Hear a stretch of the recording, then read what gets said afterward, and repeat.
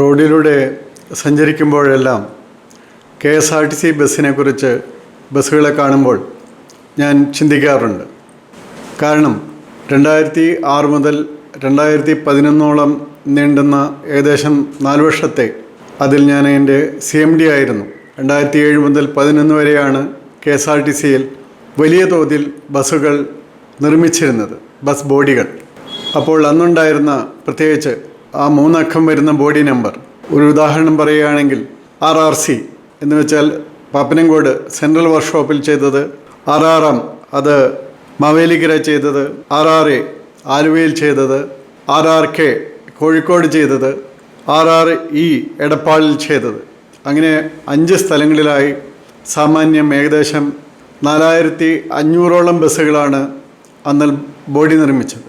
എനിക്ക് അത്ഭുതം തോന്നുന്നത് ഈ ബസ്സുകളുടെ കാലാവധി 15 വർഷമായിരുന്നു. അതാണ് കേന്ദ്ര നിയമത്തിൽ പറയുന്നത്. ഈ പബ്ലിക് ട്രാൻസ്പോർട്ടിനുള്ള വാഹനങ്ങൾ 15 വർഷം ചെയ്താൽ മാറ്റണമെന്നാണ്. പക്ഷേ സംസ്ഥാന ഗവൺമെൻറ് ഇതുവരെ അത് മാറ്റിയിട്ടില്ല. വാസ്തവത്തിൽ ഇതെല്ലാം 2025-26 മാറ്റേണ്ട ബസ്സുകളായിരുന്നു. എന്നാൽ ഇപ്പോഴും അവയാണ് നല്ലൊരു തോതിൽ ഉപയോഗിക്കപ്പെടുന്നത്.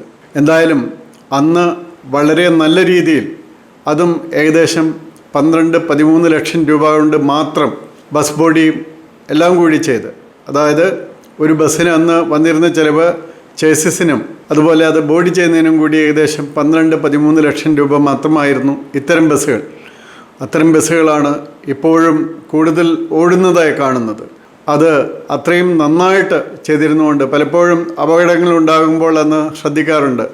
ലോറിയും മറ്റുമുണ്ടായ അപകടങ്ങളിൽ ലോറിക്ക് കാര്യമായ നാശനഷ്ടം സംഭവിച്ചാലും KSRTC ബസ് സ്ട്രോങ് ആയതുകൊണ്ട് അതിൻ്റെ ബോഡിക്ക് അധികം ഒന്നും സംഭവിക്കാറില്ലായിരുന്നു.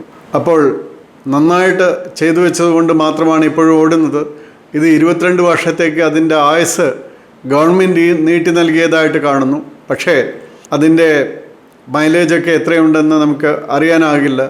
ഏതായാലും സ്ത്രീകൾക്കെല്ലാം സൗജന്യ യാത്ര കൊടുക്കുന്ന ഈ സമയത്തെങ്കിലും ബസ്സുകൾ കിടപ്പാകാതിരിക്കുന്നതിനും ബസ്സുകൾ പുതുതായിട്ട് നിർമ്മിക്കുന്നതിനുള്ള സംവിധാനം കൂടി ഈ പറയുന്ന 5 സ്ഥലങ്ങളിലുണ്ട്. ഏകദേശം 1500ഓളം പേർക്കെങ്കിലും തൊഴിൽ നൽകാൻ സാധിക്കുന്ന ഒരു സംരംഭം കൂടിയാണ് അത് തുടങ്ങുകയായിരിക്കും ഉത്തമമെന്ന് ഞാൻ കരുതുന്നു.